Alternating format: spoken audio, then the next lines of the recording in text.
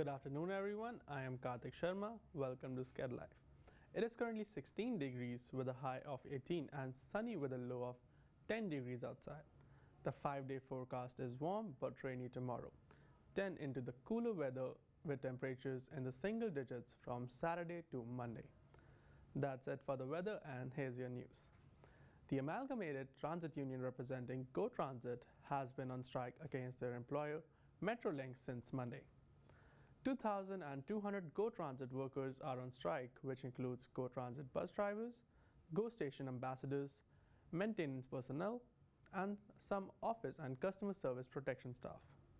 Workers and the ATU are striking for secured job contracts and safety on the job. The union and employer were originally meant to meet yesterday, but the ATU accused Metrolinx of delaying tactics.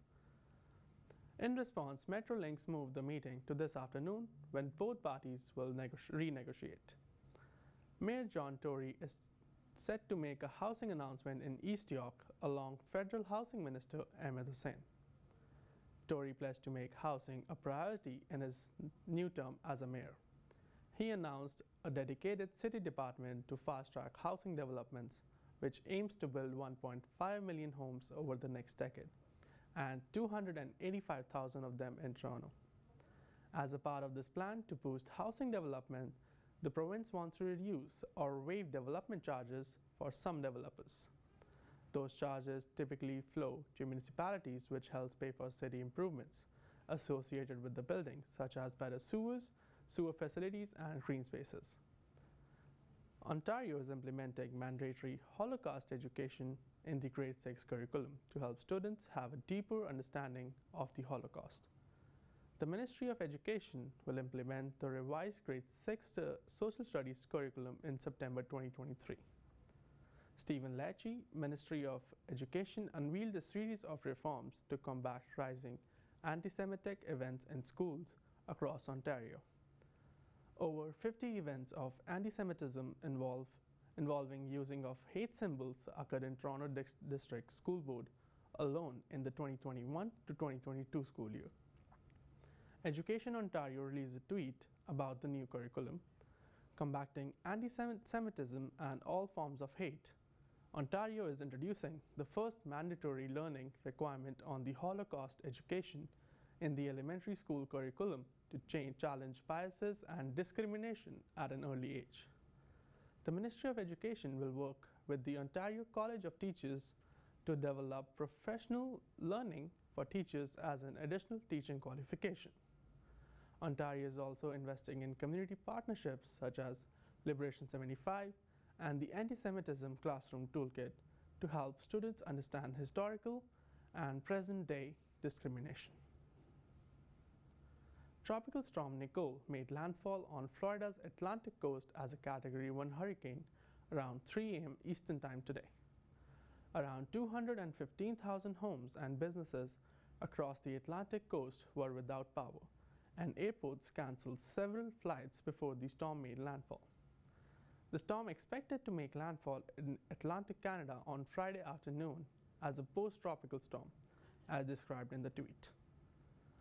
Along with the rain in certain areas, possibly flurries may also make landfall in the east of the Great Lakes and possibly Toronto on Saturday night into Sunday. Temperatures in Toronto are expected to be in high single digits and near or below the freezing mark. Here is an update on the war in Ukraine. Ukrainian troops have entered the formerly Russian-occupied Kherson region, and President Zelensky said in his daily video message that Ukraine will move very carefully, without emotion, without unnecessary risk. The US observed Russian naval vessels preparing for a possible test of a new nuclear-powered torpedo in recent weeks. Along the vessel which took part in the preparation was the Belgorod, a cruise missile submarine modified to launch unmanned underwater vehicles, including the Poseidon torpedo. Russian President Vladimir Putin will not be attending the G20 summit in Bali next week, according to the Russian embassy in Indonesia. That's your news for today. I am Karthik Sharma, and here's Evan Gravel with sports. Thanks, Karthik. I'm Evan Gravel, and this is what's happening in sports. The 2022 Hockey Hall of Fame induction ceremony is happening on Monday evening, along with events taking place all weekend here in Toronto. The year's induction class consists of notable NHL alumni, including Daniel and Henrik Sedin and Roberto Luongo, all of whom were part of the Vancouver Canucks in 2011, when the team made it to the Stanley Cup Finals. Daniel Alfredson, Herb Carnegie, and Riikka Salonen will also be inducted, Salonen being the 9th woman ever to be inducted into the Hall of Fame. Borje Salming, a Hall of Famer and one of the best defensemen to ever play for the Maple Leafs, is expected to be in Toronto this weekend for the Hall of Fame festivities, but also to receive treatment. 71-year-old Salming announced he was diagnosed with ALS in August, while he'd been receiving treatment in his native Sweden. Since then, Salming has lost his ability to speak due to the disease, and it's possible this could be his last public event appearance. He shared this video of him thanking his fans.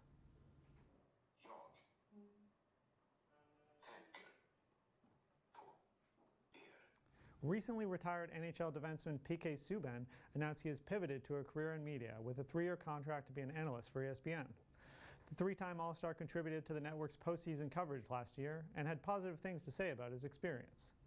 The 13-year veteran played for the Canadiens and Predators before finishing his career with the New Jersey Devils. Subban only retiring a little under 2 months ago, the move is a rapid shift from playing career to media. ESPN is hopeful this brings a fresh perspective to its hockey coverage from someone who was just on the ice. Thursday Night Football sees a divisional matchup between the Atlanta Falcons and the Carolina Panthers. The Falcons are currently tied for the top spot in the NFC South with the Tampa Bay Buccaneers, both holding a 4-5 record. The Falcons enter as a slight favorite, with Carolina having up and down performance from their quarterbacks. The Panthers will be starting P.J. Walker under center, despite him posting a 0 passer rating and getting benched at halftime last week. The teams played each other 2 weeks ago in a 37-34 overtime victory for Atlanta.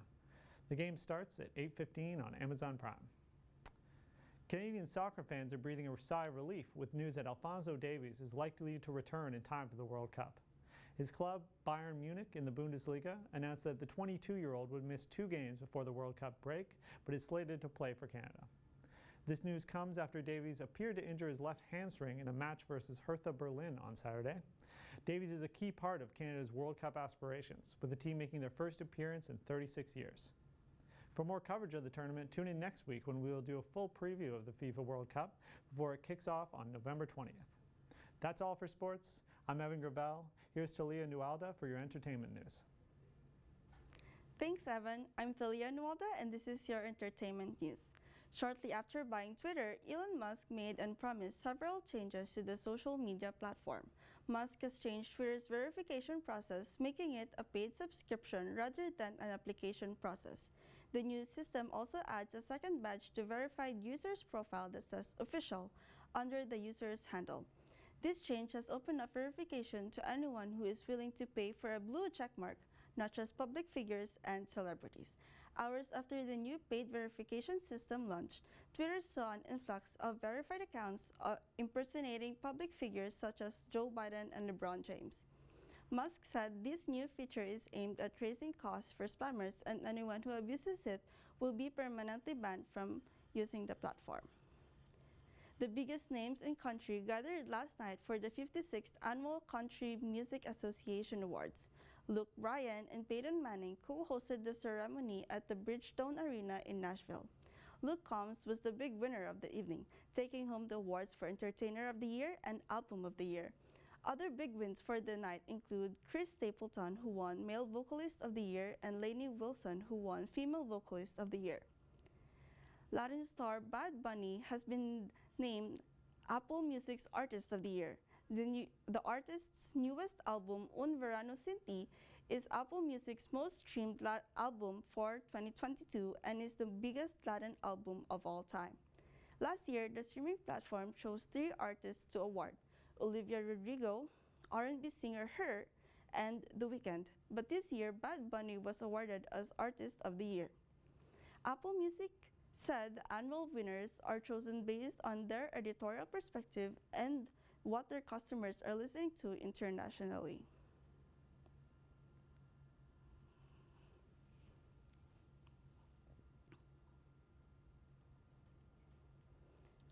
Wakanda Forever, the sequel to Black Panther, Marvel Studios' award-winning film, will be released worldwide tomorrow, November 11th. Following Chadwick Boseman's death in 2020, this film acts as a memorial to him and to his character T'Challa, who was the Black Panther in the first film. Tomorrow. Wakanda! Forever! Wakanda!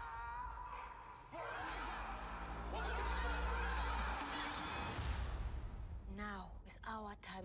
Black Panther Wakanda Forever. Rated PG-13. This film holds significance not only to Boseman's life, but also to the cultures represented in it. That's all for entertainment. For all our content, go to skedline.com. Thanks for watching and have an amazing day.